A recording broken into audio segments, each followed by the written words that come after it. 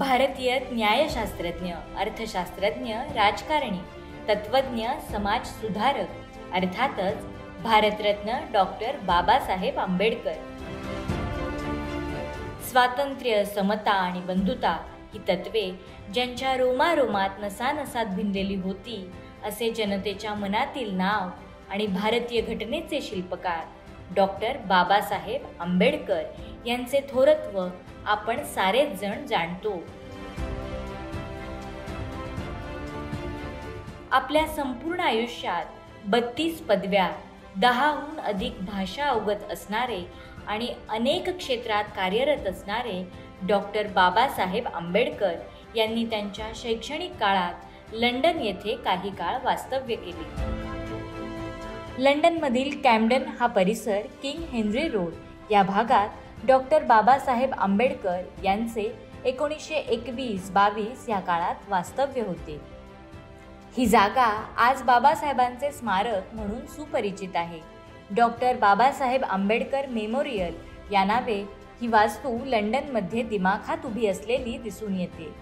London येथील या वास्तूस नुकतीच MIT विश्वविद्यापीठाचे संस्थापक, विश्वधर्मी प्राध्यापक डॉक्टर विश्वनाथ कराड आणि त्यांच्या पत्नी उषा काकू कराड, विद्यापीठाचे पदाधिकारी यांनी भेट दिली.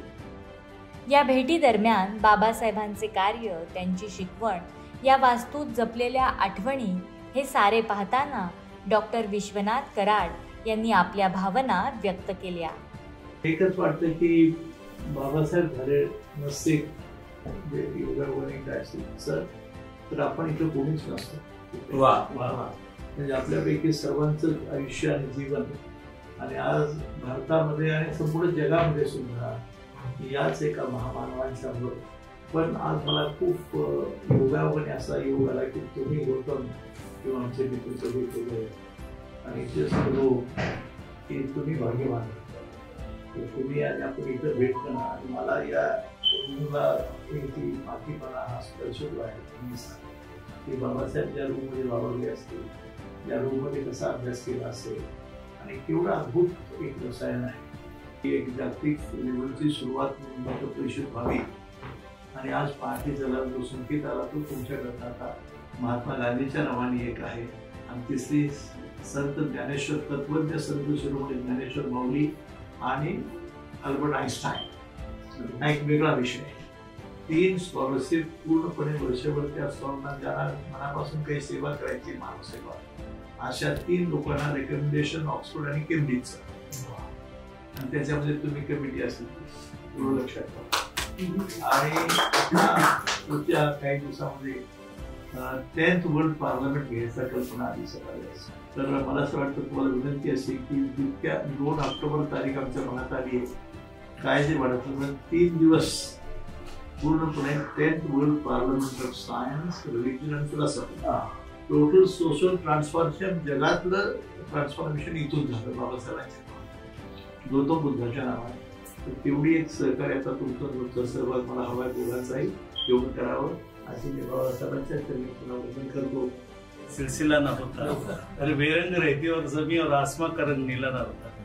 हमारा देश तो कब का कंगाल होता यारो अगर इस देश का संविधान बाबासाहेब आंबेडकर ने नहीं लिखा. बाबासाहेबांच्या बद्दल एक वाक्य असं म्हटलं आहे की तू अपनी जमी अपना आकाश पैदा कर. जे बाबासाहेबांनी केलं, तू अपनी जमी अपना आकाश पैदा कर, तू इस जहां में अपना इतिहास पैदा कर, मांगने से खुशी किसी को नहीं मिलती, तू हर कदम पर अपना विश्वास पैदा कर, हर कदम पर अपना विश्वास पैदा कर. तुमने मुकद्दर की बात की, मिलता है तेरे दर पे मुकद्दर से भी ज्यादा, यहाँ तक कि मुकद्दर भी तेरे दर पे आके क्या गौतम साहब जो है एक ऐसे लेजेंड है जी.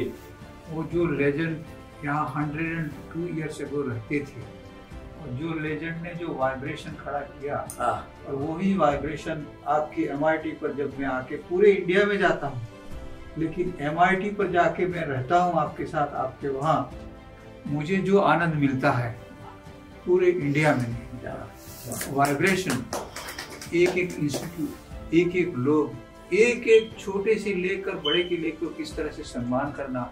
या वास्तूत आपण प्रवेश करतो त्याच्या सुरुवातीलाच याच्या आवारात बाबासाहेबांचा पूर्णाकृती पुतळा आपल्याला दिसतो आणि याबरोबरच या वास्तूच्या वर एक पाटी दिसते डॉक्टर भीमराव रामजी आंबेडकर। अतिशय जुनी वास्तू जपलेली आहे। बाबासाहेबांच्या आयुष्यातील महत्त्वाच्या घटना, त्यांच्या कुटुंबियांसमवेतचे फोटो, आठवणी, हस्तलिखिते आपल्याला इथे दिसून येतात।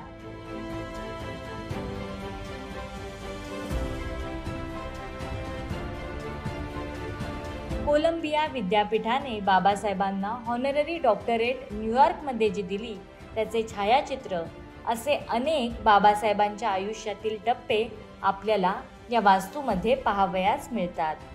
3 मजली असणारी ही वास्तू, या वास्तूत बाबासाहेबांच्या आठवणी आपल्याला पाहावयास मिळतात। येथील एका खोलीत बाबासाहेबांचे साहित्य आहे।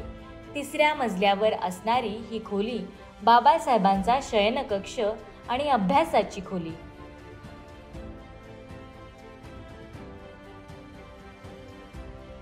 जगभर प्रशंसनीय अशा कार्यांनी ओळखले जाणारे बाबासाहेबांचे सामाजिक न्यायासाठी केलेले काम, त्यांचे लिखाण, त्यांचे सामाजिक कार्य, राजकीय कार्य, त्यांची पत्रकारिता हे सारे काही प्रेरणादायीच आहे। त्यांच्या येथील आठवणी पाहून, त्यांची ही पुस्तके पाहून याचा आपण अंदाज नक्कीच बांधू शकतो। ही वास्तू पाहताना, त्यातील कृष्णधवल फोटो पाहताना प्रत्येकालाच त्यांच्या पुढे नकळत नतमस्तकच व्हावे असे वाटायला लावणारे त्यांचे विचार, हे कोट्स आपल्याला शिकवण देऊन जातात। इथे असणारे भारतीय राज्यघटनेच्या प्रस्तावनेचे छायाचित्र देखील आपले विशेष लक्ष वेधून घेणारे आहे। याचबरोबर बाबासाहेबांची जीवन पद्धती कशी होती, त्यांचे प्रवास किट असो किंवा त्यांचे कपडे घालण्याची पद्धती असो, या सर्वाची माहिती येथे दर्शवण्यात आली आहे। त्यांना भेट मिळालेल्या वस्तूंची देखील माहिती आपल्याला इथे दिसून येते। महामानवाचे वास्तव्य असणारी ही एकेकाळची वास्तू, या जागेतून, त्यांच्या कार्यातून अनेकांना कायम विचार, ऊर्जा, प्रेरणा तर देतेच, परंतु अशी वास्तू आपल्याला पाहता आली, त्याची अनुभूती घेता आली, याहून दुसरा आनंद नाही अशीच भावना या प्रसंगी ही वास्तू पाहताना आपल्या मनात येते। लंडनला भेट देणारे हजारो लाखो पर्यटक येथे भेट देतातच, परंतु त्यांचे विचार पुढे नेणारे असंख्य त्यांचे अनुयायी यांचे हे प्रेरणास्थान आहे। लंडनमधील अल्पकाळ वास्तव्य असणारे हे बाबासाहेबांच्या वास्तव्याचे ठिकाण जरी असले तरी महामानवाने केलेले थोर कार्य असे सर्वाधिक महत्त्वाचे, प्रत्येक भारतीयासाठी अभिमानाचे आणि गौरवाचे असणारे हे स्थान आपण एकदा तरी पाहावे असेच आहे। डॉक्टर बाबासाहेब आंबेडकर यांना कोटी कोटी वंदन।